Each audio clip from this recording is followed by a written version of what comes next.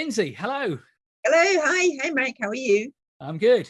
Good. So, Lindsay Scott is the founder of the PMO Flashmob, the PMO Conference, and most recently, the House of PMO, which is an umbrella organization, a new professional body for PMO practitioners. So I'm delighted to talk to Lindsay about that. I've known Lindsay for a number of years, and she has been in the world of PPM for over 2 decades, which may sound like a lot to some people. But I'm even older. But she started as a project office manager before starting up a project management recruitment consultancy, and still my kind of go-to place to direct people in the UK. It's called Arras People. And she's also into writing. She's columnist for the PMI, and she has co-authored the new PMO Competency Framework. Do you want to show us that, Lindsay, so we can see that that book is now out, and whether it will still be massively discounted on Amazon when this video goes out, we don't know, but it's well worth looking up if you're interested in PMO. But before you go rushing off to buy it, listen to this interview, because she has a lot of experience in PMO work and in coordinating and bringing together PMO people who are involved in leading and delivering PMO services, particularly around the UK and Ireland and countries near to here. And that's why I wanted to speak with Lindsay about her new PMO Competency Framework, because as far as I know, she may tell us different, it is the first of its kind. So welcome, Lindsay. Thank you very much for that intro. Yeah, it is the first of its kind. It's the first of its kind because there's no other published work that you could physically go and buy like this. I'm sure there's a lot of organizations that have done their own internal, PMO competency type capability work. But the second unique thing about it is that it's actually being created by PMO people for PMO people. So as Mike was saying, one of the things that I do and have been involved with for 7-8 years now is PMO Flashmob, and that's a community of people all working PMOs that are interested in not just learning about PMO things, but also learning from each other and connecting with each other, swapping their own war stories and that kind of stuff. So we thought, well, why not try a voluntary project like this, which if anybody who's listening that's ever done any kind of voluntary type work or things like that, you'll know that it sounds amazing, and it's just so much like hard work, like having cats. Can I get everybody motivated to do that kind of thing? But one thing that they all had in common is that they absolutely wanted to use this book, and what we've found since it was published a couple of weeks ago is that people are grabbing it and starting to use it. We've already had messages saying, it's reached far-flung parts of the world, and people are already starting to use it within their work, which is fantastic, which is what we wanted. Is something, if you're not already familiar what a competency framework is, it allows you to do a self-assessment of your skills and capability in the role that you do. So obviously let's come back to that in a bit. Let's just wind back a little before we get too caught up in the competency framework. I think we need to get a bit of the story first. And I actually want to start, because not everyone, I think, who's listening to this will have a really clear idea what a PMO is. So can we start off with just a brief introduction to what is a PMO? What does it stand for?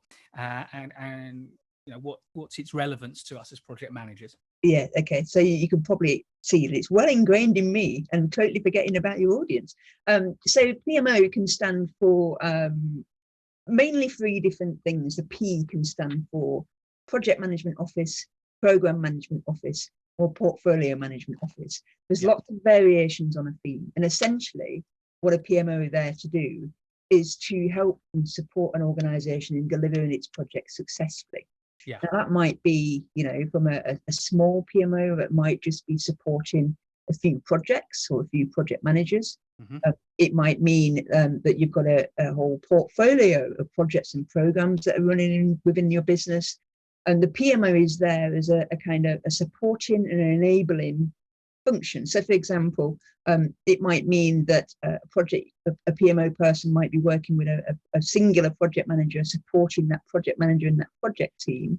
and doing, you know, various things that you'd see on a project that's coming up, all the way through to PMOs where you're focusing more on capability type stuff, which, for example, might mean that the entire project delivery organization might need training, or it needs skills, capability, and development type stuff. So PMO can be doing some of that kind of work, which has got this nominal tag of calls it Centre of Excellence. But the bottom line is, the main objective of any PMO is that you're helping an organization through supporting it, enable it to deliver its projects better. So it's a massive remit, because there's so many different ways that we can help make projects successful. Yeah, which I guess when we get to it is why the competency framework is such a large document. There's you know, it's not one single kind of set of competencies for one individual, but we'll come back to that. So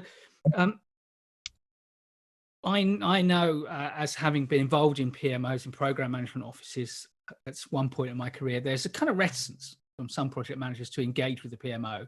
You can see them as adversarial because one of the roles is audit and assurance, and some PMOs take that on. So why is this an important topic, particularly for kind of newer and mid-career project managers who may not be involved in a PMO?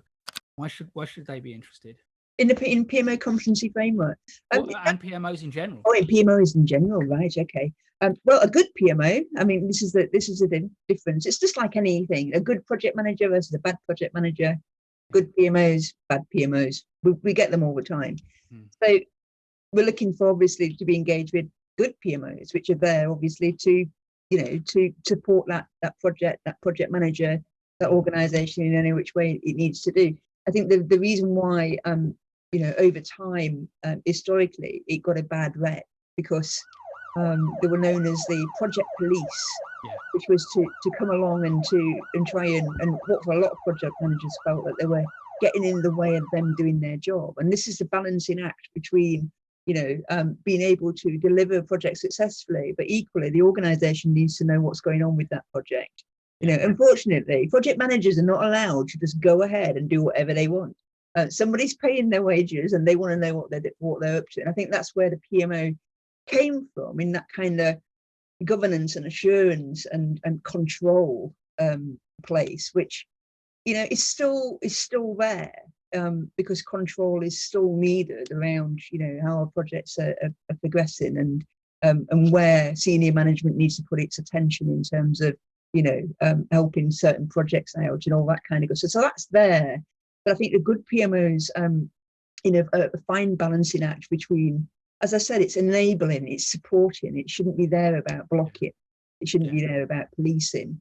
And those PMOs have got that message, you know, loud and clear. There's a lot of great examples out there where, you know, I wouldn't say the reins have been loosened. I just think over time, project delivery has changed, as we all know. You know, the traditional projects now having different approaches coming in, like Agile, for example.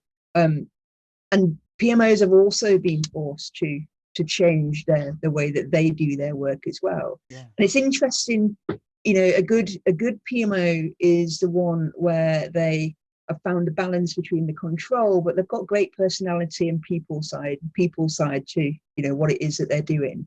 And but I think it's like anything. You're always going to get pockets in any industry where the PMO is perhaps not got the right vision from that organization, or is in an organization whose culture doesn't allow anything other than being the control police. So it's just, you know, it's a big tangled web. But you know, any decent PMO, any decent PM would want somebody who's got their back, and hopefully they see the PMO as being that. Yeah, and I think one of the things that for me PMO can really do is provide project managers in an organization with a sense of community, actually bringing them together and stuff. And I think that whole sense of community thing is something that is kind of important for us as project managers. And we've got lots of different, if you like, professional bodies. And what you're doing is bringing together PMO people in a way that hadn't been done before. And I think it was it back in 2013 when you started the Flashmob to bring practitioners together. So can you tell us a bit about that and why you thought it was important to do that? I'd always had something to do with it in different incarnations before Flashmob. When I was back working as a project office manager, one of the things that I were looking for is just I just want to know what other people are doing. We felt quite like we were isolated and not really knowing. By then there was no best practices. I mean, there's lots of stuff out there. I mean, PMO being one of them. But that kind of changed the game for a lot of people that were working in PMO. But back then, you were very much felt alone in terms of, how does our PMO stack up against somebody else's? So I got together with a group of there was some really informal conferences going on, which were about PMOs. This is back in 2001, and the back of that, I just managed to get a group of us that were interested in taking those conferences forward and doing more of them, because we had a really good time doing it. And from there, we actually joined as a group into the APM, which is the Association for Project Management here in the UK, and became one of their specialist interest groups.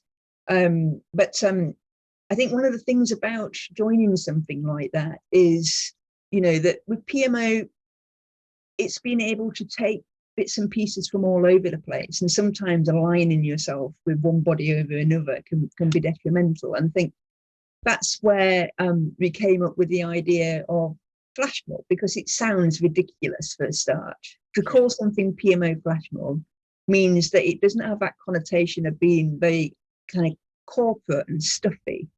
There's obviously an element of something else going on here, maybe a bit of fun. Turning up at a train station. Yes, dancing. Yeah, we get that quite a lot, actually. We do get phone calls from people wanting to know if they can organise a flash mob. Somebody's I'm going to I'm going to propose to my girlfriend. Do you think you could get somebody to come along and do a flash mob for us? No, I mean, the idea is that we'd always said that the best elements of what we were doing is when you get people in a room from the same background like PMO, the conversations start to turn into, it feels like a personal coaching session. Somebody puts something forward about what's going on at work, and everybody else is piling in. Oh, have you thought about doing this? Or thought about doing that? And so we thought, this sounds really good, and maybe you should just do it in a pub. So let's get it away from like the corporate completely, and let's just see what happens. And that's what we did in the early days. And then people wanted more and more different types of things. So they wanted, could we have a presentation by somebody on X subject, because this is a real challenge for us at the moment. So there are a lot of things like that, and obviously over the last 18 months, it's all gone a bit virtual. So in the early days of pandemic, we were doing like on a Wednesday afternoon, let's just get together and just have an hour of just doing bits and pieces. And it was like a little magazine show. We'd have somebody come on and do 10 minutes on this, we'd do an interactive session on that. And the ethos has always been that it's whatever anybody thinks is important to be talked about right now in PMO, and what you find is that the challenges are very similar, regardless of which industry they've come from, what organization is, what their projects are. There's always an underlying we have challenges for benefits management, resource management. There are always the same similar things that come up. And it's nice to be able to get different people's perspectives from their different industries, and we mix it all up. And so essentially Flashmob is about recording some of that.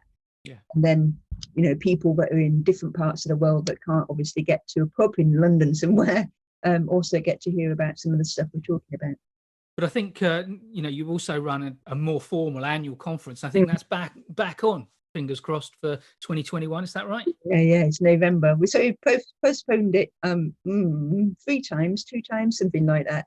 It's the more formal side of it, where any good conference is all about let's have some inspiration from people, and what kind of more innovative things that people are doing. And it's always good to listen to a few award-winning PMOs, and let's see what they're doing. And it's an occasion, isn't it? More of a conference is a nice it's a recognition that my job is a professional job if I have a professional conference to go to each year. And by having that having it as a conference, I guess you can start to attract people from distant places. They can justify the travel for a conference, whereas they can't for an evening get together. Yeah. But I think the thing that then you've got is this House of PMO, which seems to be bringing a kind of framework around all of it, if I understand it correctly. So can you tell us a bit about that? Yeah, I mean, the reason why that is now is like it's a perfect storm, because Competency Framework has been in progress for 3 years. So it started as a PMO Flashmob community project, with people volunteering and getting involved, and it's taken basically 3 years to get to the point where it's actually published. But I think it's because that's been published. There's a couple of things. One, I didn't really want to publish it under the name PMO Flashmob, because again, it's this seriousness. It's like, well, people take it seriously because it's a serious piece of work. Yeah. But the second thing that has happened is that on the basis of the framework, we've now been allowed to develop some certification-based courses that tie in directly to it. So it's becoming more. And I think if we look at, what constitutes a professional body, that you have members, that you have some kind of body of knowledge, that you have some kind of certification and courses and things like that. It's all pointing in that direction. So we're just tying all the threads together, I suppose, and becoming a little bit more grown up. But Flashmob will still exist as the more social and more playful aspects of what we can do. But yeah, it was time to grow up, because having a book like this made us think, "Ooh, okay, now we're just getting serious." But as I understand it, it is a professional body that people can join as practitioners in the same way they could join the APM or the PMI or IPMA or IIPM. All lose track of them all. But so, and it is international in flavour as well. It will be, yeah. I mean, there's no reason why it can't be. I mean, yes, sure, there's going to be events that are run from the UK, but membership opens towards the end of April this year, and people will have an option depending on whether they're here in the UK or they're further afield in terms of what kind of membership they go for. It becomes a proper professional. Yeah, you'll be chasing a royal charter soon. So, I mean, we've been building up to this, and we kind of started with it, and then I kind of held you back. But it is exciting. Yes, sorry. This whole kind of development is all wrapped around this huge piece of knowledge, really. The PMO Competency Framework. So what is it, and what are its main elements? Okay, all right. So as I was about to start last time, a competency framework is essentially it allows you to do a self-assessment of your own competence based on the role that you perform. So for a lot of people that work in project management, you've probably already come across competency frameworks for project managers, program managers, and so on. So no different here in that it's just this one's for people that do PMO roles. The thing is, the complexity of this one, which is why it's taken so long and why it's probably not been done before, is that with PMOs we've already talked about that there's different types of PMOs. Yeah. And within PMO, there's different types of roles. Yeah. So this competency framework looks at the different contexts of PMO. So we've got project, program, portfolio, and center of excellence. So there's 4 different contexts for it. And with this release, there's 4 most prominent roles that you will see within a PMO, which is a administrator, an analyst, a manager, and a director. Yeah. So essentially, what we've got is 4 different competency areas. Now, so when we talk about competency, it's about the knowledge and skills, behaviours, and things that you need in order to be able to do your job competently. Yeah. This is not about being amazing at your job. It's just being competent. Yeah. So we have 4 different competency areas. So, for example, they have P3M administration, which is obviously the administration side of the role that you do to support P3M. P3M meaning project, program, and portfolio. Yeah. We have a second one, which is just called PMO management. Mm-hmm. which is all about setting up, running, closing down or transforming PMOs. So, mainly for people that are managing at a management level. The biggest area we have is called P3M, delivery support. Now, these are the ones that most people will see really familiar. So, for example, a few examples of those would be benefits management, business case, planning and scheduling, issue management. Yeah. So these are the competencies you need in order to be able to adequately or competently support those elements in a project being delivered. Yeah. And then the final one is called P3M enabling, which is about how you enable good project management within a business. So, for example, those competencies include things like capacity management, capability management, P3M tools, delivery methods, those kind of things. So it's that's why it's chunky. Because you've got, it's kind of a 4x4 matrix, really, isn't it? Because you've got the four. It's 4x4x4, which is why we had this thing of this cube, and we're just like, oh my god, this is just too much. But we finally got there, and the vast majority of the book is made up by those. So if I look at projects and look at the competencies to do with, say, benefits management, a lot of your book is taken over by what they call indicators. And indicators are basically, as it probably sounds, a list of things that kind of indicate to you that, oh yeah, I think I've got a lot of those things. I think I'm at that, and that will give you an area, a level of competency, which we have foundation, intermediate, advanced, and expert. You take the self-assessment for a particular role that you're more aligned with and work through that self-assessment against the indicators and things in the book. That's how it works. It gives you, there's a number of reasons why, in fact, there's lots of reasons why you've done, you look at competency framework and do a self-assessment. People might do a self-assessment for the vast, a lot of people do it because it's kind of tied in around their performance review type stuff, which is not, it's not great. It's not ideal, because actually your self-assessment should be something for you as an individual, regardless of where you're working at any one moment in time. It's something that you do continuously over your career and keep self-assessing. It gives you an idea about how you might be stacking up against good practice, best practice, what other people are doing. Exactly the reason why we wanted Flashmob to start, because we're intrigued about how other people are doing things and how I might stack up against that. And it allows you to do that. It's one of those things that allows you to see where your strengths are and your skills gaps. So competency frameworks tie in with professional development and stuff like that. So you might use it to even help you write your own CV, believe it or not, because it's giving you... The obvious use is to demonstrate, either for the individual to demonstrate they're ready for a promotion, or for an organisation to evaluate how close they are to ready for a promotion. That's got to be an obvious use. What we advocate is that people do say if you are a PMO analyst at the moment, you've got a clear role profile in the book that allows you to do your self-assessment against that role. But what we encourage is that you look at the PMO manager one, do a self-assessment against that as well.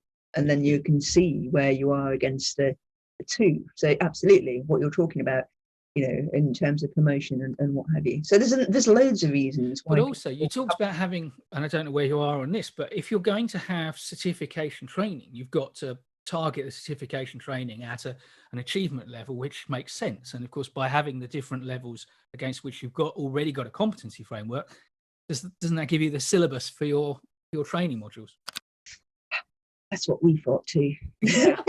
You think it made the job easier, but it doesn't quite, because there's quite a lot in there. Because you think about the role of a PMO person, they need to know as much about project management as a project manager does.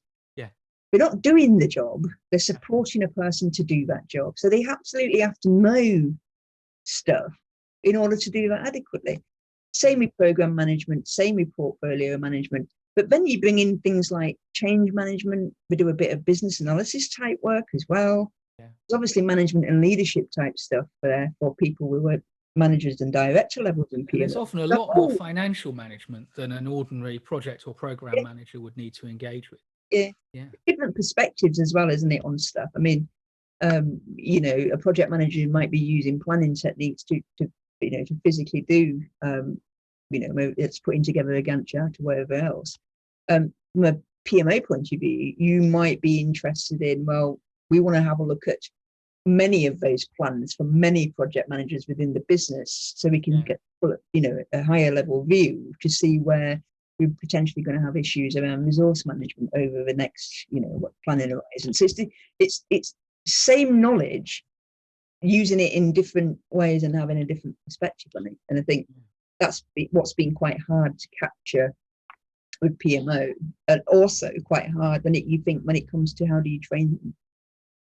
So where are you on the program of bringing out certification and training for that? We've got a little bit of a head start because we have recently purchased, for anybody who you know might know BCS, British Computer Society.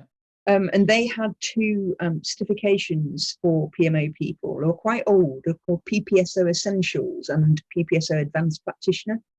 They were old. They'd been around since I was, you know, like working in PMOs. So that's how long ago that was.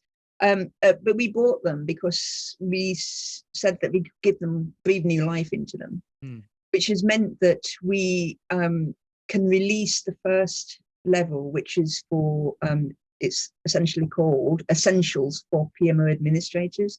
And that directly replaces the BCS Essentials course, which is for people that are coming into PMO roles for the first time. It's also something that graduates would do. We had quite a lot of graduate take-ups on that course because it's a good one for you're starting to get your project management fundamentals, essentially. Yes, because when I assume it was the same experience you had, but I was involved in PMO type work back in the 90s, and then it was really just project managers or program managers co-opted into building a program office or project office and staffing it with people who had some or little or no experience, but effectively just they became small kind of administrative factories at first. But now I'm guessing a lot of people choose it as a career in the same way they might choose project management as a career, but not as a second best to project management, not as a follow-on, but as a prime career choice. Yeah, absolutely. And the salaries are comparable to project management. They should be. I mean, it's a corporate role doing equally important corporate stuff. I think it's because it had the label as being, like you say, the admin factories and stuff. And to be fair, you know, that kind of approach is still there and still works. Because essentially, if the organisation wants people to do basic project administration on their projects, fine. If that's what business wants and wants to pay for, absolutely fine. Yeah. But there's a lot more organisations out there that have seen that actually there's a lot more value. Yeah, I mean, the way I think of it is, you know, for PMOs, a kind of modular thing. It's like Lego. You've got a number of different bricks and you build your little PMO house out of bricks that actually serve your community and serve the governance and structures of the organisation. And that, I mean, I guess that's why you've got all those dimensions and the scale of that book, because if you've got to have competencies for all the different bricks that one might reasonably expect could go into a PMO, even if there's not a single PMO out there with all of them, it's a lot. Yeah, no, absolutely. I mean, and those are kind of, you know, some of the conversations that we're having in the pub would be things like, but you've only got, with some PMOs, you've only got so much in terms of a resource, i.e. a number of people working within that PMO or a certain budget to run that PMO. So we often have conversations about, well, if that's the case, how do you work out what you should be offering? So a lot of the conversation when you speak to PMO people falls into the functions and services. So what functions should we be offering and what services can we offer based on what we have the ability to do? And I think that's where sometimes some PMOs get tripped up because they're trying to do too much with what they've got to play with, and sometimes picking maybe functions and services that are probably not as needed as much or appreciated by the business. So, you know, we have lots of conversation about that, exactly about that configuration, because we have this saying that there's a lot of poos and pots, in PMO. So that's PMOs of one or PMO of 2. So it's like literally one person or two, or maybe 2 people. So you can't do it all. So, you know, where's the answer about? It's just like the portfolio problem. You know, I've worked with a number of organizations where they're struggling to get, they understand the concept of portfolios, but it's just way above them. But, you know, the basic concept is you figure out, you put your effort where you get maximum benefit, and you invest in services or products or projects, if you're building a project portfolio, up to the limit of your capacity. And hopefully, if you choose widely, you've got the best selection against your preferred risk profile and resource capability. And we should be configuring. Sounds so easy. You make it sound so easy. Yeah, well, it's trivial. I mean, you and I could do it in a day, but other people struggle. Yeah, I think that's great. And I think we're kind of straying onto what was going to be my last major question, really, which is that a lot of people, I think, will be listening to this and think, actually, that's quite an interesting option, because I know a lot of my listeners and viewers are at the start of their project career. I won't say project management career, because they might be thinking, oh, actually, this idea of PMO work sounds interesting. It's got different pressures, it's got different intellectual challenges, but it draws on the same body of knowledge. So what's the career path? How do you get in? And you've told us the kind of 4 levels within the competency, but perhaps you can spell that out as a career path. Yeah, well, you know, you do find people that are coming into project management from, you know, day one. So they work up the ladder of, you know, come into a project admin or project coordinator type position, and then into, you know, an analyst, and then into a, you know, a manager. You know, and that's you know, well embedded. It's a norm for a lot of people. You also see quite a bit where people that have come through the project manager route, program manager route, and then have gone that way in terms of, you know, setting up a portfolio level. It's an interesting discussion we often have about, could you, in reality, manage something called an enterprise PMO, which is, you know, an overarching PMO across many PMOs and much projects. So we're talking billions of pounds worth type of activity. So these are our global multinationals that will be having these, not local SME. But can you, in reality, take that top job if you've never delivered a project or a program or had some kind of senior management type role before? We often talk about it, and my feeling is that you can't. That you should really look for people in the business that have come from a senior management position, and then, you know, take that look across. But you know, unfortunately, anybody who talks to me, I'm just completely biased, because I just think from out of all the jobs that are out there in project management, the PMO is the one that's got the most depth and breadth and possibilities.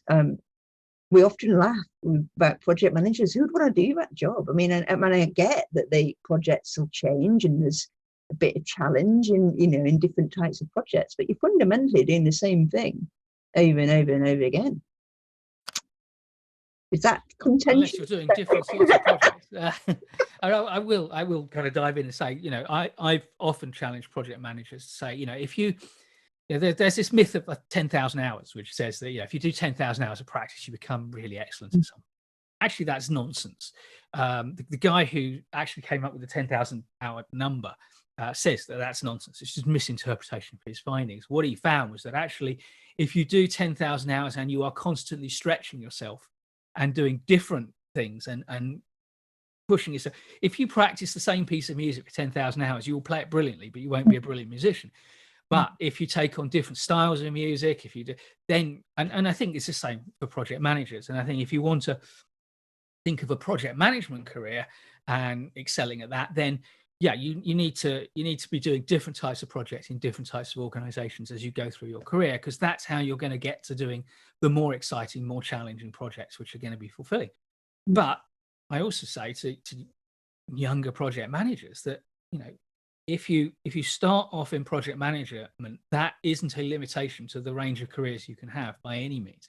And certainly one of those career options is to move sideways into a PMO and up through that line. And I really do think that for me, what's appealing about the PMO track, you know, and if I were to, you know, start my career again, might make it much more appealing than it was back in the 90s, is that you really can end up in or near the C-suite at the top of the organization, because whilst an individual project or even a large program is only going to be delivering one part of a competency, so you're going to be sitting within a function or within a business unit within a large organization, at the enterprise PMO, enterprise program office level, where you're overseeing the entire portfolio of the entire organization, yes, of course, you're providing services downwards, but your fundamental service is providing assurance to other members of the C-suite that they've got the right portfolio of projects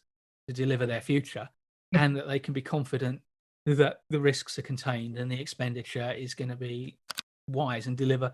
You've talked a lot about benefits. I put in a little advert for our new benefits management call that is out, but actually delivering the benefits is what this is all about. Yeah, and with your example as well, is that obviously that person who is responsible for that is also having some impact on what the strategy actually is for that organization, based on, you know, the fact that, you know, whether you have the ability to deliver against it, or what we're going to need to be able to deliver against it, and therefore your, you know, your input is just as necessary as the IT director or finance director or anybody else. So it's fascinating, because that just means, obviously, when you see jobs out there and it will say PMO manager, you've got to go digging to understand what we mean by understand what the P in the PMO is, before you can start to work out exactly what kind of role it's going to be. Yeah, absolutely. And you know,